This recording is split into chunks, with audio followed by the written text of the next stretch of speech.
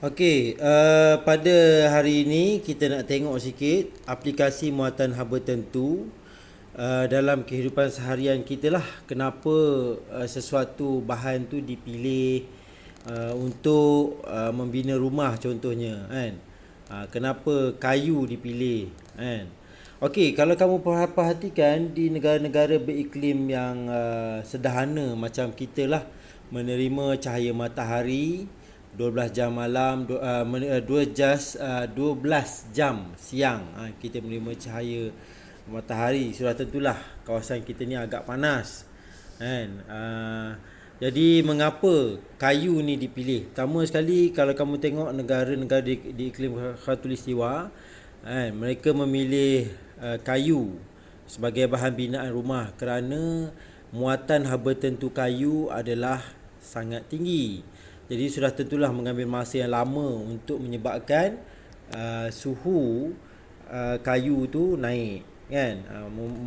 Jadi bila mana ambil masa yang lama, jadi rumah tu akan jadi sejuklah sedikit. Tidaklah kalau macam rumah dibuat daripada besi kan. Besi macam mana? Besi dia kan muatan haba tentu dia rendah, jadi dia akan cepat panas. Bila mana muatan haba tentu dia rendah, dia akan cepat panas. Kalau muatan haba tentu dia tinggi, dia lambat nak panas kan. Jadi sebab itulah kayu ni dipilih kan untuk membina rumah-rumah tradisional. Okey, kemudian di kawasan sejuk pun sama juga. Rumah tradisional mereka diperbuat daripada kayu. Sebab apa? Sebab bila mana mereka membakar unggun api kan, jadi kayu ni akan menjadi satu penebat yang baik lah. Dia akan tebat kan, mengelakkan daripada haba yang mereka bakar kayu unggun api tu tidak keluar begitu sahajalah kan. Jadi haba tu akan terkumpul dalam rumah. Jadi sebab itulah antara sebabnya kenapa kayu ni dipilih dalam pembuatan rumah-rumah tradisional. Satu lagi, bila mana dia lambat panas, maka dalam keadaan cuaca panas, rumah tu tidak akan menjadi terlalu panas. Okey. Peralatan memasak, muatan haba tentu biasanya yang dipilih adalah muatan haba tentu yang rendah lah. Bila mana muatan haba tentu dia rendah, maka dia akan cepat panas. Suhu ataupun haba yang diperlukan untuk menaikkan dia 1 Celsius tu tidaklah tinggi mana diperlukan kan. Macam contohnya kuali, kamu tengok dia terbuat daripada besi lah kan, kuali logam. Bahan-bahan logam ni muatan haba tentu dia rendah, jadi dia akan mudah memanas dan kamu pun cepat memasak. Kamu bayangkan kalau muatan haba tentu tinggi, jadi sudah tentulah mengambil masa yang lama untuk dia panas dan lamalah untuk memanaskan minyak ni kan. Okey, begitu juga dengan periuk tanah. Muatan haba tentu dia tinggi ya, muatan haba tentu dia tinggi. Sebab apa? Kenapa periuk tanah ni buat macam tu? Supaya makanan tu boleh simpan lama. Bila mana muatan haba tentu dia tinggi, dia nak turun suhu pun jadi tinggi masa lama juga kan. Masa dia simpan haba tu. Dia simpan haba tu, maka kan makanan tu boleh disimpankan dalam keadaan panas je kan. Ambil masa 6 jam barulah sejuk balik kan. Sebab tu dia boleh digunakan, jadi makanan akan sentiasa fresh lah kan, sentiasa panas kan. Okey.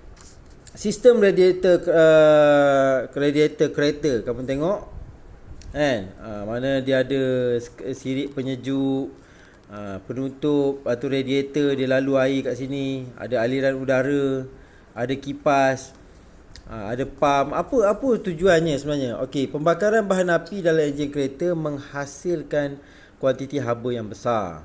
Haba ini perlu dibebaskan untuk mengelakkan enjin menjadi terlalu panas sebenarnya. Jadi bila mana enjin tu dah maksudnya dia dah lama buka, lama-lama dia akan jadi panas. Jadi dia perlukan air untuk apa? Untuk sejukkan balik kepanasan enjin tu. Bila mana enjin terlalu panas, kereta boleh meletup. Jadi dia perlukan air untuk supaya enjin tu disejukkan. Satu sistem untuk menyejukkan menyejukkan enjin kereta tu. Jadi kamu tengok ni macam radiator digunakan untuk apa? Dalam radiator tu ada air kan. Dalam radiator tu ada air. Jadi air ni dia punya muatan haba tentu yang tinggi, yang mana dia digunakan sebagai ejen penyejuk.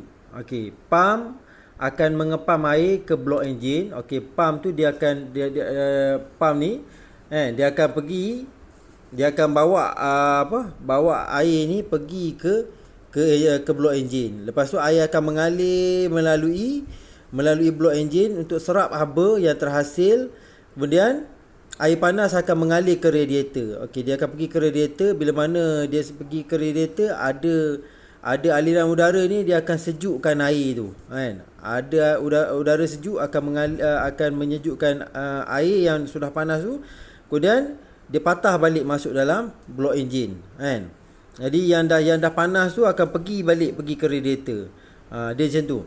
Jadi kamu tahulah bahawa dalam kereta ni, apa tujuan kita pakai air tu. Sebenarnya air ni dia mempunyai muatan haba tentu yang tinggi.